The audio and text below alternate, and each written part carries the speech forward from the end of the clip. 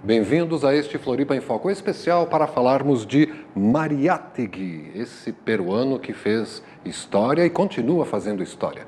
Quem vai nos explicar o que é que está acontecendo é o nosso já amigo que retorna, o Elvis Poleto. Bem-vindo, Elvis. É um prazer recebê-lo.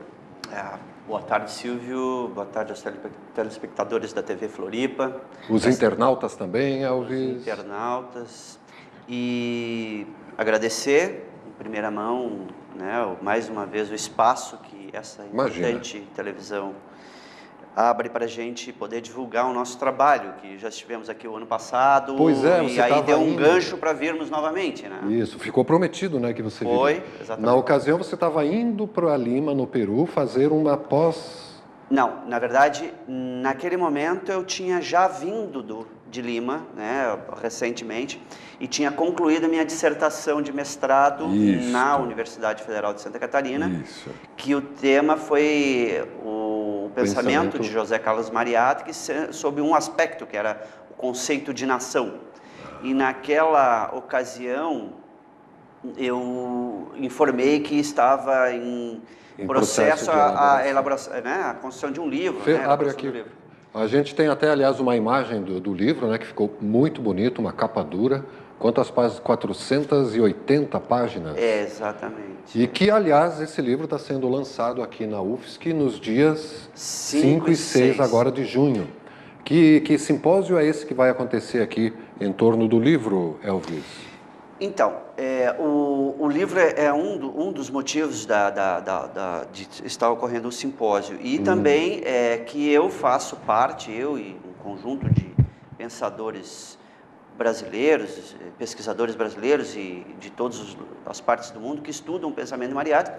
E estes pensadores estão reunidos numa cátedra. A cátedra José Uma disciplina. Isso, é uma disciplina que é promovida e organizada no Peru, né?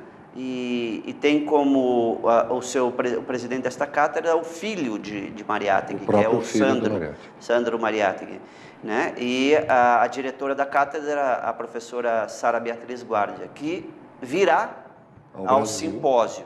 Então, nós aqui do Núcleo de Estudos de História da América Latina, que é coordenado pelo professor Valdir Rampinelli, do qual você já esteve aqui bastante... no Floripa. Sempre visita aqui em várias oportunidades a TV Floripa para debater os temas ligados à história e principalmente à história latino-americana, né? Ele gosta do México, né? Exatamente. Tem uma predileção. Ele na verdade, Rampinelli. o seu mestrado, seu doutorado, seu mestrado foi feito no México, na UNAM, né?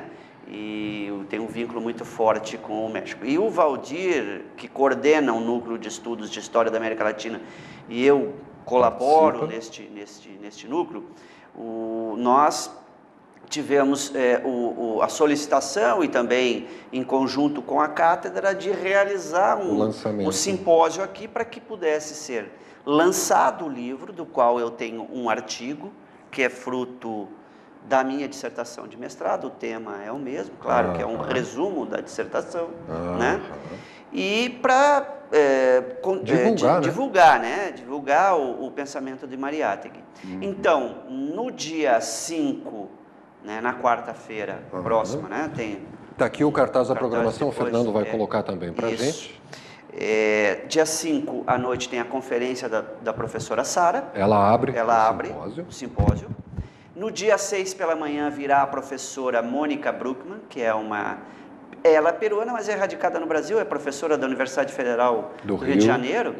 E a professora Mônica, doutora hoje, e a sua dissertação de mestrado foi sobre a Malta, que é a revista do Mariátegui. E ela também é uma estudiosa do pensamento de Mariátegui, né? Mas ela está radicada há muitos anos no Brasil. Fala bem português? Fala muito bem português, sim. Certo. Já falamos. Ela vai palestrar às 9 da manhã da quinta. Às 9 da manhã da quinta. E à noite, à tarde não teremos atividade. À noite nós faremos uma mesa redonda, que aí colocando a professora Sara, a professora Mônica e eu estarei nesta mesa. E aí para fazer um debate sobre os diversos aspectos do pensamento de Mariátegui. Olha, que legal. A professora Sara trabalha muito sobre o conceito de gênero, as relações de gênero, feminismo, minorias e tal, e Mariátegui, né? Olha. A professora Mônica trabalhou a questão da Malta, a importância da revista Malta, e eu trabalho sobre o elemento nação.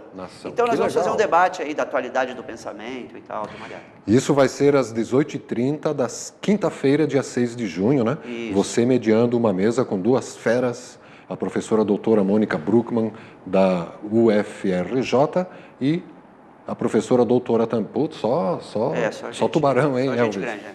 Você vai ser engolido pelos tubarões. Vou. E também a Sara Beatriz Guardia, que é a responsável pela cátedra do Mariátegui.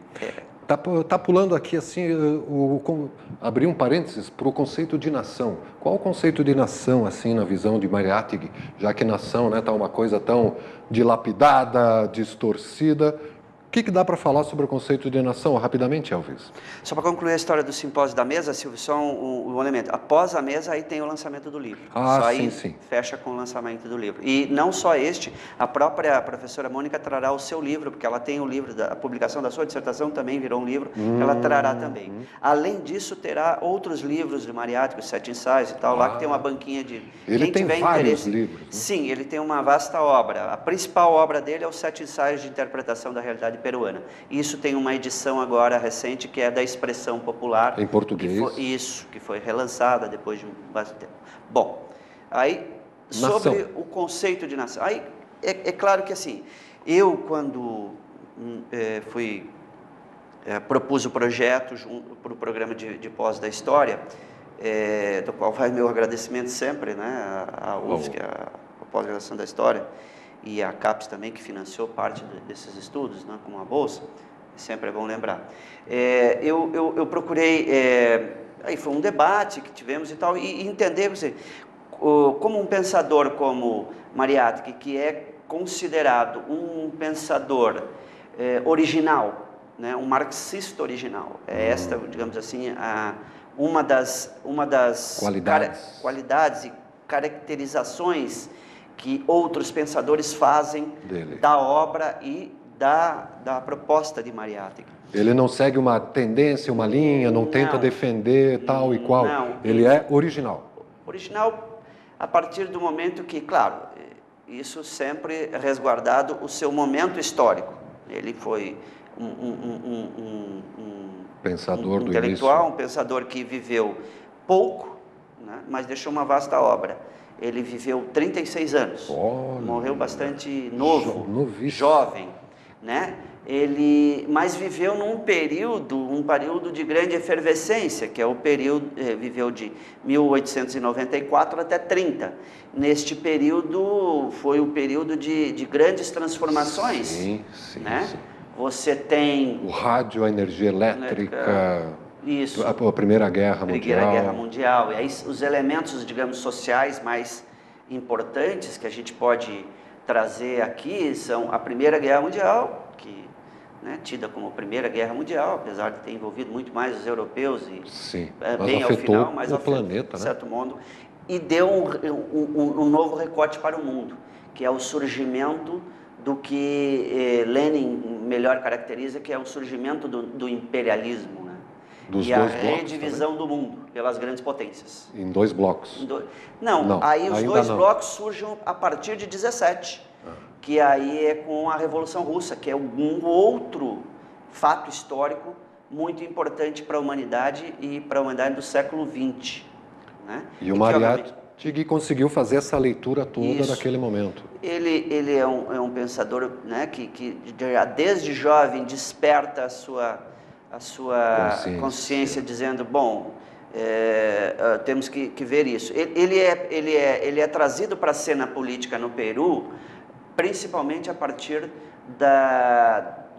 do aspecto da chamada reforma universitária no Peru. De Córdoba. Não, é que pega a América Latina toda, e Peru também é atingido por isso. Então ele era um jornalista, periodista, que não tinha formação, mas ele era um periodista, ele atuava já em jornais no Peru, como como redator, escritor, jornalista, e naquele momento começa a se envolver com o movimento social e começa a pulular nas universidades o movimento estudantil, afetado reflexos da reforma de Córdoba, que começa na Argentina, espalha-se pela América Latina, que é a contestação da organização da universidade naquele momento em toda a América Latina. Né? O Brasil é tocado muito de leve, né? Os países hispânicos, né? Argentina, Chile, Peru, são mais diretamente afetados pela questão da reforma de Córdoba. Até porque a Argentina naquela época era uma potência cultural e o Brasil apenas tinha abolido a escravatura, por exemplo. Por exemplo.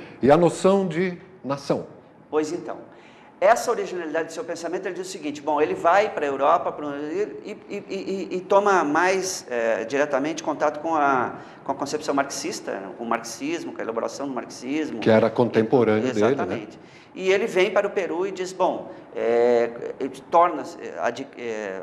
caracteriza-se como um socialista, ele assume enquanto ideologia o socialismo, a Revolução Socialista, achando que a transformação teria que ser via, né? E o que dava sustentação a isso era o marxismo, mas porém, ele diz, bom, mas esse marxismo que está pensado é um marxismo pensado para a Europa, para as condições europeias, para a Alemanha, mesmo para a Rússia, que quebrou um pouco isso, para aquela realidade, e nós aqui, nós temos que elaborar a nossa concepção. E nisso, ele diz, bom, a partir dessa ideia de que, então, podemos utilizar o ferramental, o pensamento, todo o pensamento, toda a elaboração intelectual do mundo em relação ao socialismo, o marxismo e tudo mais, mas nós temos que pensar a nossa própria realidade aqui. Nisto entra a sua condição de pensar o seu país. E assim, o que, de certo modo, a gente acaba chegando enquanto um aspecto é que a nação é um elemento importante naquele momento.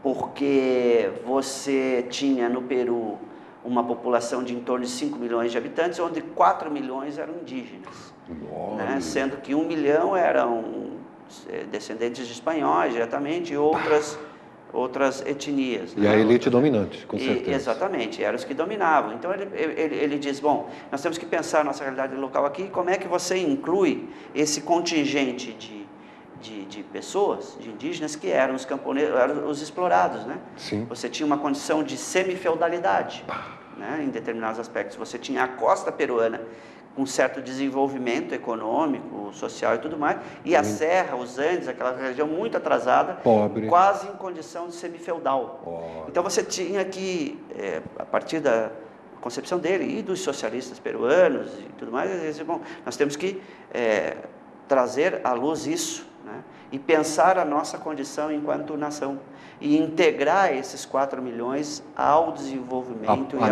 à nação peruana. E aí, claro, as investigações, tem as leituras, a gente tem a leitura, tem uma compreensão dele, ele é um intelectual que tem relações com o mundo, né?